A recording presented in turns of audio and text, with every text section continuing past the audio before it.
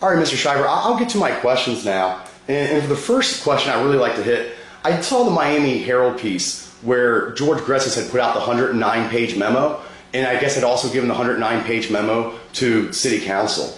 What I kind of found a little bit disgusting about it myself, having a little legal experience, is that George Gretsis would use city resources to pay for a transcript of your deposition in a case not related to the city in any way, shape, or form. So my question to you is, you've been very critical of City Manager George Gretsis and his shenanigans. Is there anything you'd like to tell us about that, sir?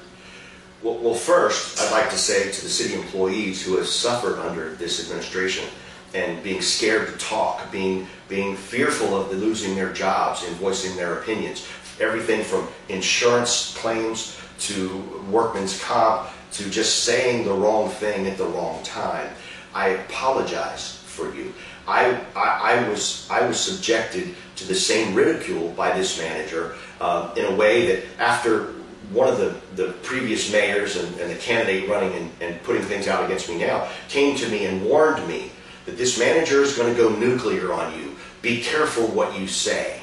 That was a quote from Jeff Porter as he was warning me to be careful to question things that the manager's doing. Did you ever ask Mr. Porter why he never challenged George Gretsis on his actions?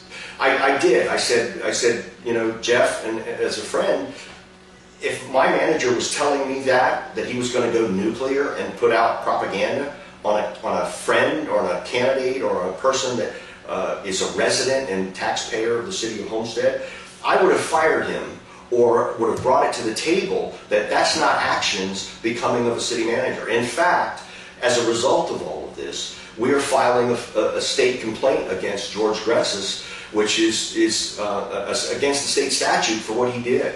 Now, let me say that the document was sent out to the mayor and council and Monique Madden of the Miami Herald after several hours after I actually filed to run for mayor. I filed at 11:30. The document was released about 8 o'clock that night. And I get a phone call in the middle of the night from the Miami Herald wanting my comment. I didn't answer because it was a voicemail. And by the next day, the article was already out with no follow-up, no comment, no nothing.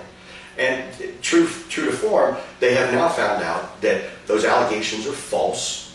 They have now found out, as the community continues to get mail pieces, and I have them around here somewhere, the hit pieces from other candidates that have no substance, no issues. They mail out these documents with these headlines that they all know are now false. So I have a significant problem with any manager that would do that. This campaign is not about George Gretsis. It's about the future of Homestead and those that are capable and experienced and have the capacity to bring consensus and the future of Homestead in focus. And that's something we haven't had in many years. Thank you for that answer. I really appreciate that. You know, that was the other thing that disgusted me, other than the use of city funds, is I don't understand why a city manager would be attacking somebody who's running to be his boss. I just find it completely beyond the pale. Well, you know, the problem there is they're scared.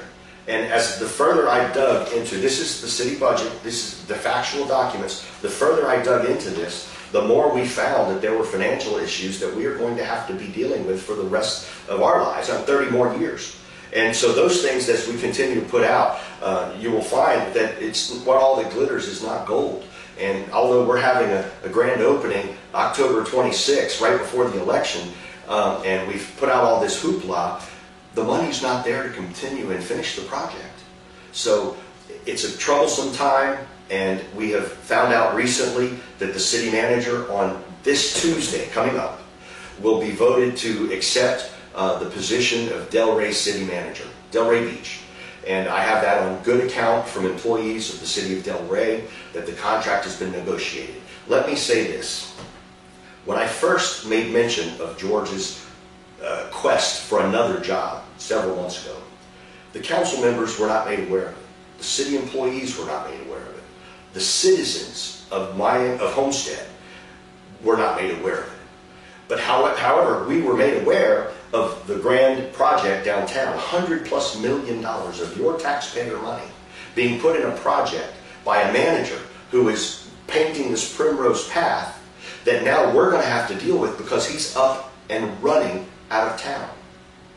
as city manager and as county manager, when I resigned from the county, I spoke with my mayor. I spoke with others. I resigned with dignity.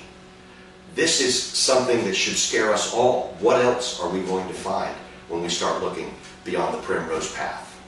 It's scary. Great.